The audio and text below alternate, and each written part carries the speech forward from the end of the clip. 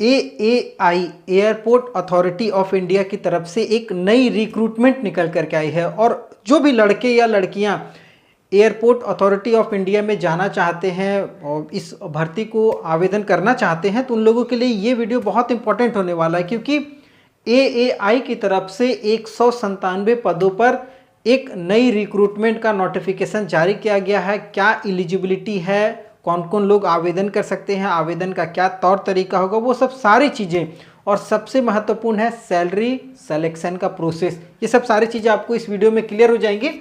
तो जो रिक्रूटमेंट है वो एयरपोर्ट अथॉरिटी ऑफ इंडिया, जिसको हम लोग शॉर्ट फॉर्म में AAI के नाम से जानते हैं, भारतीय विमानपत्तन प्राधिकरण, आप लोगों को पता ही होगा। और ये जो रिक्रूटमेंट है ये नॉर्दर्न रीजन में है, मतलब नॉर्थ एरिया के जितने भी राज्य आते हैं उन लोगों के लिए ये रिक्रूटमेंट निकाली गई है। तो कुछ कुछ कंडीशंस में इसमें रखा गया है, वो सब सारे कंडीशंस के बारे में बात करेंगे। और सबसे इम्पॉर्टेंट है ये जो कोड है ना, ये कोड बहुत इंपॉर्टेंट होने वाला है। आप पूरा वीडियो जरूर देखिएगा, आपको लास्ट में ये समझ में आ जाएगा कि इस कोड पे कैसे आपका सिलेक्शन होगा। तो ध्यान दीजिए, रिक्रूटमेंट है 197 पदों पर। अगर नोटिफिकेशन नंबर की बात करेंगे तो 01/2024 ये नोटिफिकेशन नंबर है, 197 पद है, ये ध्यान दीजिएगा। ठीक है, नॉर्दर्न रीजन के लिए, मैं बार बार कर रहा हूँ, नॉर्दर्न रीजन के लिए, ऑल इंडिया नहीं, नॉर्दर्न रीजन के लिए रिक्रूटमेंट है। अप्लाई डेट 28 नवंबर से लेकर के 25 दिसंबर। आप कहिएगा अप्लाई कैसे होगा, तो अप्लाई ऑनलाइन के माध्यम से करना है। ठीक है, अब आवेदन करने का लिंक अगर आपको चाहिए तो नीचे इस वीडियो के डिस्क्रिप्शन में दे दिए हैं, या फिर टेलीग्राम चैनल पर भी चले जाइए, वहाँ पर भी मिल जाएगा। तो वहाँ से आप जा करके 28 नवंबर से लेकर के 25 दिसंबर 2024 तक आवेदन कर सकते हैं। अगला बात करते हैं फॉर्म फी। कोई फॉर्म फी नहीं है, 0/सन्नाटा है, फॉर्म फी नहीं लग रहा है। चाहे आप किसी भी कैटेगरी में हो, जनरल, SC ST OBC, सभी के लिए फॉर्म फी कुछ भी नहीं है। आगे सैलरी की बात करेंगे। अब यहाँ पर एक चीज़ मैं आपको क्लियर कर देता हूँ, सैलरी जो होती है वो अगर आपकी रिक्रूटमेंट भर्तियाँ होती हैं और परमानेंट, तो उसमें आपको सैलरी दिया जाता है। ये जो रिक्रूटमेंट निकाली गई है ये अप्रेंटिसशिप है, ध्यान दीजिएगा, अप्रेंटिस। अब अप्रेंटिस उन लोगों को दिया जा रहा अपॉर्चुनिटी जिन्होंने ग्रेजुएशन, डिप्लोमा या फिर ITI, इन तीनों में से कोई भी अगर आप किए हुए हैं, और जो जो ट्रेड मांगा गया उस ट्रेड से अगर आपने किया हुआ तो आप इस फॉर्म को भर सकते हैं। तो यहाँ स्टाइपेंड दिया जाएगा, और स्टाइपेंड बहुत हाई फाई है, मतलब इतना अप्रेंटिसशिप में कोई भी स्टाइपेंड नहीं देता है, वो चीज़ आपको आगे मैं बता दूंगा। तो ठीक है, तो यहाँ सैलरी नहीं, स्टाइपेंड मिलेगा। अब जो सिलेक्शन का प्रोसेस में जो जो एलिजिबिलिटी मांगी गई है वो इंपॉर्टेंट है, ध्यान दीजिएगा।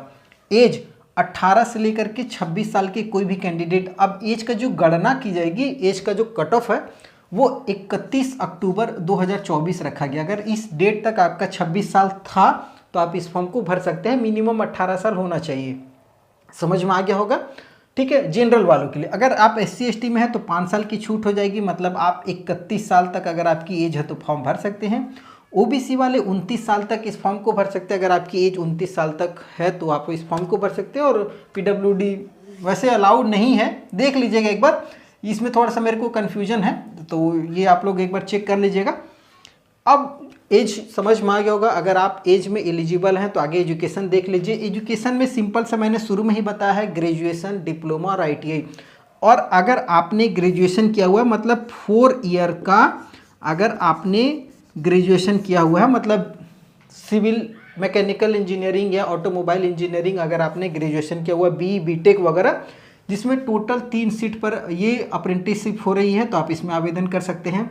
या फिर अगर आप सिविल से हैं, सिविल में आपने BTech किया हुआ तो 7 सीट है। इलेक्ट्रिकल से अगर आपने BTech किया हुआ तो 6 सीट है, और इलेक्ट्रॉनिक्स से अगर आपने किया हुआ तो इसमें 6 सीट है। CS IT कंप्यूटर साइंस और इंफॉर्मेशन टेक्नोलॉजी से अगर आपने किया हुआ तो 2 सीट है। उसके बाद एरोनॉटिक्स या एरोस्पेस या एयरक्राफ्ट में अगर आपने BE BTech किया हुआ तो इसमें 2 सीट आपको निकल करके आई है। तो ये ग्रेजुएशन वालों के लिए है, अगर आपने BE BTech वगैरह किया हुआ है तो। ठीक है, ये समझ में आ गया होगा। अब आगे बात करते हैं डिप्लोमा वाले। डिप्लोमा अगर आपने सिविल से किया हुआ है तो इसमें आपको टोटल 26 सीट देखने को मिलेगा। अगर आपने इलेक्ट्रिकल से डिप्लोमा किया हुआ है तो 25 सीट है। इलेक्ट्रॉनिक्स से अगर आपने डिप्लोमा किया हुआ तो 23 सीट है। कंप्यूटर साइंस या IT से अगर आपने डिप्लोमा किया हुआ तो 6 सीट है। एरोनॉटिक्स, एयर स्पेस या एयरक्राफ्ट से अगर आपने डिप्लोमा किया हुआ है तो इसमें टोटल 4 सीट है। उसके बाद अगर आपने मैकेनिकल या ऑटोमोबाइल से आपने डिप्लोमा किया हुआ तो इसमें टोटल 6 सीट निकल करके आ रही है। तो अगर देखा जाए तो सबसे ज़्यादा जो सीट है वो डिप्लोमा वालों को है और थोड़ा सा कम सीट है आप कह सकते हैं बीटेक वालों को। उसी के अनुसार अगर आप ITI किए हुए हैं, ITI मतलब कोपा से, जो कंप्यूटर रिलेटेड होता है कोर्स, अगर आपने कोपा से किया हुआ तो 73 है टोटल सीट। और अगर आप स्टेनो में जाना चाहते हैं, ITI स्टेनो से किए हुए हैं, तो 8 सीट आपके लिए यहाँ पर रखी गई। तो ये हो गई सीट की बात। अब आप समझ में आ गया होगा, अगर आपने इसमें से किसी में भी जैसे बीटेक या डिप्लोमा या ITI अगर इनमें किसी भी ट्रेड में किया हुआ तो आप आवेदन कर सकते हैं। आवेदन करने के लिए आपको जो लिंक है वो नीचे दिया हुआ है। आगे सिलेक्शन प्रोसेस की बात करते हैं। कोई एग्ज़ाम नहीं है, डायरेक्ट मेरिट के आधार पर सिलेक्शन होगा। एक डॉक्यूमेंट वेरिफिकेशन या इंटरव्यू हो जाएगा छोटा सा, उसके बाद सीधा मेडिकल एग्ज़ाम होगा।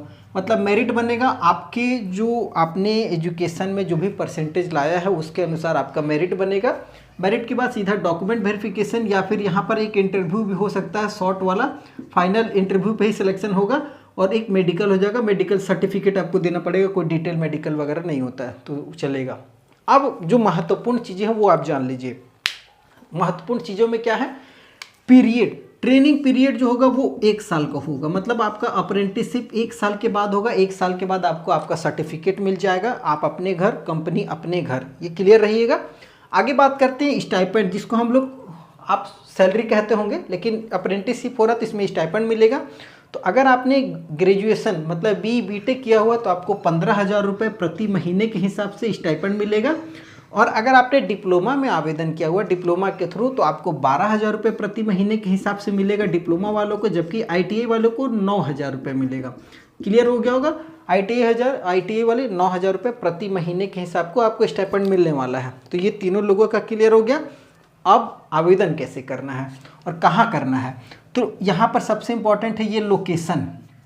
अगर आप दिल्ली, यूपी, हरियाणा, चंडीगढ़, हिमाचल प्रदेश, जम्मू कश्मीर, लेह लद्दाख, मध्य प्रदेश, पंजाब, राजस्थान और उत्तराखंड, इनमें से किसी भी राज्य के रहने वाले हैं और यहाँ का आपके पास डोमिसाइल सर्टिफिकेट है, ठीक है, डोमिसाइल, मैं बार बार कर रहा हूँ डोमिसाइल, अगर आपके पास ये सर्टिफिकेट है तो आप आवेदन कर सकते हैं। अगर आप इस स्टेट से बिलोंग नहीं करते हैं, मैं शुरू में ही बताया नॉर्दर्न रीजन के लिए है, तो अगर आप इस स्टेट से बिलोंग नहीं करते, आपके पास इसका रेसिडेंशियल डोमिसाइल नहीं है, तो आप आवेदन नहीं कर सकते हैं। यही हो गया क्लियर।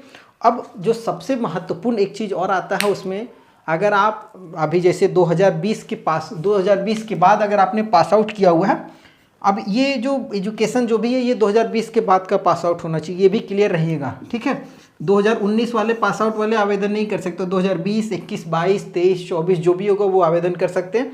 तो 20 वाले ध्यान दीजिएगा, 20, 21, 22, 23 जो एलिजिबल हैं उनको आवेदन करने के लिए सबसे पहले अगर आपने ग्रेजुएशन या डिप्लोमा किया हुआ तो बोर्ड का ऑफिशियल पोर्टल होता है, उस पर आपको अपना रजिस्ट्रेशन करना होता है अप्रेंटिसशिप करने के लिए। बोट BOAT ये गवर्नमेंट की ऑफिशियल वेबसाइट है सरकार की, वहाँ पर आपको अपना रजिस्ट्रेशन करके वहाँ पर आपको इस्टेब्लिशमेंट में सर्च करना होगा ये वाला चीज़, ये बोट में अगर आप जाएंगे ग्रेजुएशन और डिप्लोमा वाले, ठीक है, ये याद रखिएगा GD ग्रेजुएशन और डिप्लोमा वाले, आपको ये सर्च करना है NDLSWC 502, ये आप सर्च कीजिएगा इस्टेब्लिशमेंट में आपको मिल जाएगा एयरपोर्ट अथॉरिटी ऑफ इंडिया का, वहाँ पर आप आवेदन सीधा सीधी कर सकते हैं। और अगर आप ITI से हैं तो आपको NAPS का पोर्टल जो होता है, ठीक है, नेशनल अप्रेंटिसशिप जो पोर्टल है भारत सरकार की, इस पर अपना रजिस्ट्रेशन कर लीजिए। अगर नहीं किए हुए तो कर लीजिए। बिना इस पे रजिस्ट्रेशन के आप कहीं भी अप्रेंटिसशिप नहीं कर सकते हैं और इससे पहले भी आप अप्रेंटिसशिप नहीं किया होना चाहिए, मतलब जो बिल्कुल फ्रेशर्स है वही आवेदन करेंगे। तो अगर आप ITI हैं तो NAPS के पोर्टल पर रजिस्ट्रेशन कीजिए और ये वाला इस्टेब्लिशमेंट सर्च कीजिएगा E052007000101, ये NAPS के पोर्टल पर ITI वाले सर्च कीजिएगा तो आपको आवेदन का लिंक मिल जाएगा। वैसे मैं NAPS का पोर्टल का और बोट का पोर्टल का दोनों का लिंक नीचे डिस्क्रिप्शन में दे दिया हूँ, वहाँ से भी आप डायरेक्टली फॉर्म को भर सकते हैं, रजिस्ट्रेशन कर सकते हैं। नोटिफिकेशन का भी लिंक मेरे टेलीग्राम चैनल पर आपको मिल जाएगा और इस भर्ती से जुड़ी हुई लगभग सारी जानकारियाँ मैंने क्लियर कर दी हैं। तो अगर आपको कोई कन्फ्यूजन हो इसके अलावा भी जो भी जानकारियाँ मैं दिया हूँ तो आप हमें टेलीग्राम पे या फिर कमेंट कर सकते हैं इस वीडियो में। मैं पूरी सहायता करूँगा, मेरी टीम पूरी सहायता करेगी आपको फॉर्म भरने से लेकर के आगे जो भी चीज़ें आपको ज़रूरत होंगी। वीडियो पसंद आएगा तो चैनल को सब्सक्राइब करके रख लीजिएगा, क्योंकि इस तरीके की जो बेहतरीन जानकारियाँ होती हैं वो मैं ही देता हूँ। ठीक है, तो फिर अगले नए वीडियो मिलेंगे, तब तक के लिए जय हिंद।